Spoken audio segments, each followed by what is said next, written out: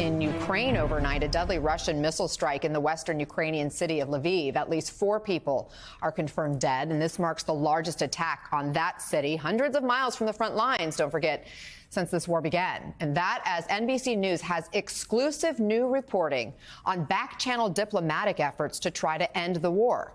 Former senior U.S. national security officials holding secret talks with prominent Russians believed to be close to the Kremlin with the aim of laying the groundwork for potential negotiations to end the war in Ukraine. NBC's foreign correspondent Josh Lederman, who broke this exclusive, is joining us now. Hagar's back with us as well. Josh, who exactly is involved in these talks and what has been discussed? Well, Anna, it's no surprise that relations between the U.S. and Russian governments right now are really at a low, and that can make it difficult for Washington and Moscow to really be able to discuss potential endgames to this conflict, particularly as the U.S. and its allies are signaling they would like to see this enter some type of peace talks by the end of the year. And that is where these track 2, as they're called, back-channel negotiations can really be productive, allowing for more informal conversations involving former U.S. officials who in many cases are still in touch with people in the White House, in the State Department, and Russians who are believed to have the Kremlin's ear, including this meeting that NBC News now can reveal that Sergei Lavrov, the foreign minister of Russia, held secretly in New York in April with several former U.S. officials who are affiliated with the Council on Foreign Relations while he was in New York briefly to chair the UN Security Council. And other former officials here in the United States have been in touch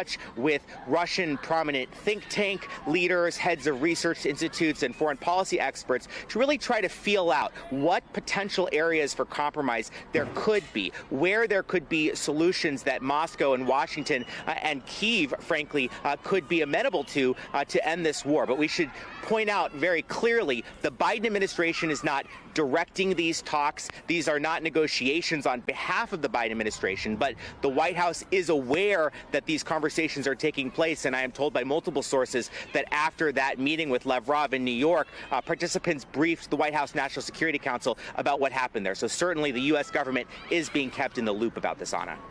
Hagar, how unusual is this? Again, we're talking former U.S. officials involved in these talks. Right. This is not unusual. Actually, I'm not really surprised about it, because whenever we faced crises, I worked at the White House for 3 years, and whenever we faced any kind of national security crisis, a back channel with either former U.S. senior officials or sometimes officials who weren't in the White House, for example, on Capitol Hill and such, was always a tool in the foreign policy toolkit that we would consider. And so you've seen it in our history when you're talking about North Korea, when you're talking about Syria before the crisis began, the Israeli-Palestinian conflict, all of these conflicts. It's typical for the White House sometimes to even instigate, but then let them run with it and then be briefed. And so what I think it shows, to be honest with you, is that there has been in Washington for the last 6 months growing calls for an effort to lay the groundwork for diplomatic negotiations, because all wars have to end in a diplomatic negotiation. And that's a call coming from both Republicans and Democrats on Capitol Hill. And a lot of that is because we see the path ahead. We are heavily arming Ukraine, we and our international partners, at a rate that's unsustainable. There isn't enough ammunition that's being produced quickly enough to give to Ukraine at the rate they're going through it, while maintaining our own combat readiness. And knowing that, there have been growing calls for these for diplomatic negotiations. And the Prigozhin story only shows that the circumstances where Putin would be amenable to negotiating. So the fact that this is happening isn't surprising to me. It doesn't mean that we're near those negotiations that would lead to an end of the war, but it's a good groundwork. Josh, you say these talks began in April, right? Has anything come of the talks? Are there any signs to point to of progress?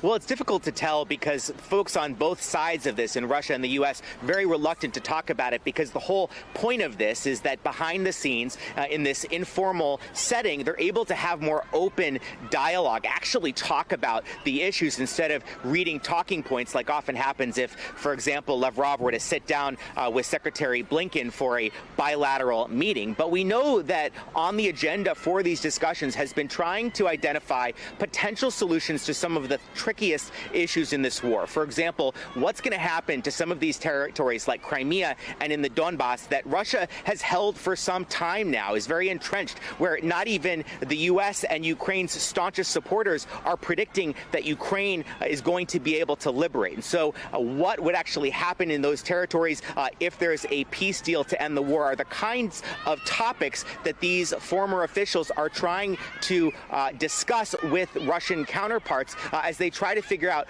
what potential areas for compromise could be really a solution that would be agreeable not only to the U.S., not only to the Ukrainians, but of course to President Vladimir Putin in Russia, who is ultimately going to be the decider about what the Russian government does about this matter.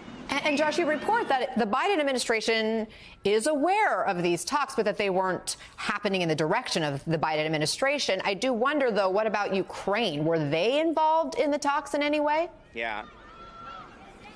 All signs are that they have not been involved, and that is a real question here. The Ukrainians have responded to our reporting saying that they don't want to see any kind of backroom deals that don't involve them, and there's a real question about whether this kind of diplomacy could undermine the Biden administration's longstanding mantra about resolving this war, which is nothing about Ukraine without Ukraine. And so certainly if these talks were to progress into anything that looked more like actual peace negotiations involving current government officials, there would be an expectation that the Ukrainians would have to have a seat at the table. All right, Josh Lederman and Hagar Chemali, really, really interesting. Thank you so much for the discussion.